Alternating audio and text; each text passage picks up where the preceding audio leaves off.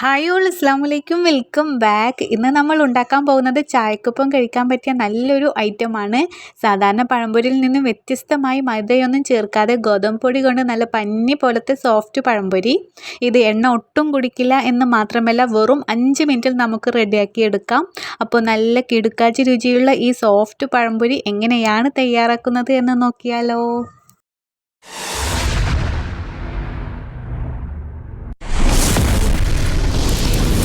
ആദ്യം തന്നെ പഴംപൊരിക്കുള്ള ബാറ്റർ റെഡിയാക്കാം. 250 ml കപ്പിന് 1 കപ്പ് ഗോതമ്പ് പൊടിയാണ് എടുത്തിരിക്കുന്നത്. ഇവിടെ വീട്ടിൽ പൊടിച്ച പൊടിയാണ് കേട്ടോ. അപ്പോൾ നിങ്ങളുടെ കയ്യിൽ ഏതാണെങ്കിൽ അത് എടുക്കാൻ നോക്കുക.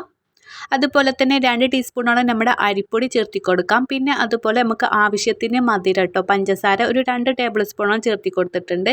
പിന്നെ ഒരു ബാലൻസിന് വേണ്ടിയിട്ട് മധുരം ബാലൻസ് ചെയ്യാൻ ഒരു നുള്ളു ഉപ്പും അതുപോലെ ഒരു നുള്ള് നമുക്ക് ബേക്കിംഗ് സോഡയും പിന്നെ ആവശ്യത്തിന് കളറിന് വേണ്ടിയിട്ട് നമുക്കൊരു 1/4 ടീസ്പൂണോളം മഞ്ഞൾപ്പൊടി ചേർക്കാം.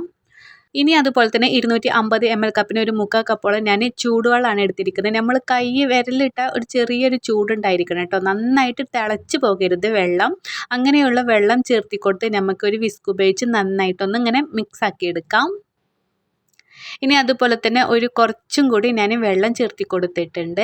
അപ്പോൾ മൊത്തത്തിൽ 1 കപ്പ് വെള്ളമാണ് കേട്ടോ. 1 കപ്പ് നമ്മൾ ഗോതമ്പ് പൊടി എടുത്തപ്പോൾ 1 കപ്പ് വെള്ളമാണ് ചേർത്തിരിക്കുന്നത്. പിന്നെ നിങ്ങളെ പൊടിക്കനുസരിച്ചിട്ടായിട്ടോ വെള്ളത്തിൻ്റെ അളവ് ചിലപ്പോൾ കുറഞ്ഞിട്ടും കൂടിയിട്ടൊക്കെ ഇരിക്കും. അപ്പോൾ അത് നിങ്ങളെ ഇതുപോലെ ബാറ്റർ ആകുന്നത് വരെ നമുക്ക് വെള്ളം ഒഴിച്ചു കൊടുക്കണം. ഇനി നമ്മുടെ ബാറ്ററി നമുക്ക് മിക്സിയുടെ ജാറിലോട്ട് ഇട്ട് കൊടുക്കാം. മാവ് ഒട്ടും കട്ടയില്ലാതെ കിട്ടാനാണ് നമ്മൾ മിക്സി ഉപയോഗിക്കുന്നത്. ഇത് ഒത്തിരി സമയം ഇട്ട് അടിക്കൊന്നും വേണ്ട കേട്ടോ. ജസ്റ്റ് ഒരു 1/2 മിനിറ്റോളം ഒന്ന് അടിച്ചെടുത്താൽ മതിയേ. നമ്മുടെ മാവ് നല്ലതായിട്ട് നമുക്ക് പഴംപൊരി നല്ല സോഫ്റ്റായി കിട്ടാനാണ് കേട്ടോ ഇങ്ങനെ ചെയ്തെടുക്കുന്നത്. ഇത് നിങ്ങൾ സ്കിപ്പ് ചെയ്യരുതേ. ഇപ്പോൾ കണ്ടോ കുറച്ച് ലൂസായി വന്നിട്ടുണ്ട്. ഇനി നമുക്കിതൊരു ബൗളിലോട്ട് മാറ്റാം.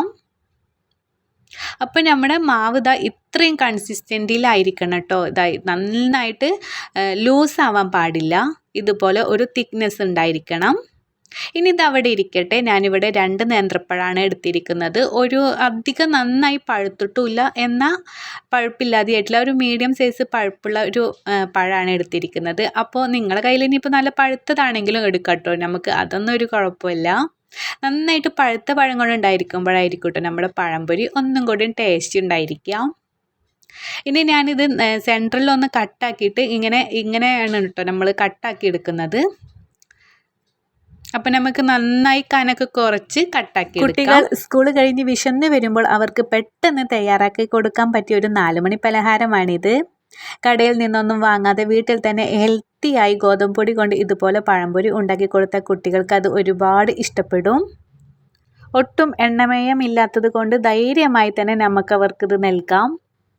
ഇനി നമുക്കിതാ ഒരു ചട്ടി വെച്ചിട്ട് നമുക്ക് ഓയിൽ ഒഴിച്ചു കൊടുക്കാം. ഏത് ഓയിലും ഒഴിച്ചു കൊടുക്കാം കേട്ടോ. എണ്ണ എപ്പോഴും കുറച്ച് കൂടുതൽ വെക്കണം കേട്ടോ. എന്ന് വെച്ചാൽ നമ്മുടെ പഴംപൊരി അതിൽ മുങ്ങി പൊങ്ങണം. എന്നാലേ നമ്മുടെ പഴംപൊരി നന്നായിട്ട് വീർത്ത് വരുള്ളൂ. ഇനി നമുക്ക് മാവിൽ മുക്കിയ പഴങ്ങൾ ഓരോന്നായി ഇട്ട് കൊടുക്കാം.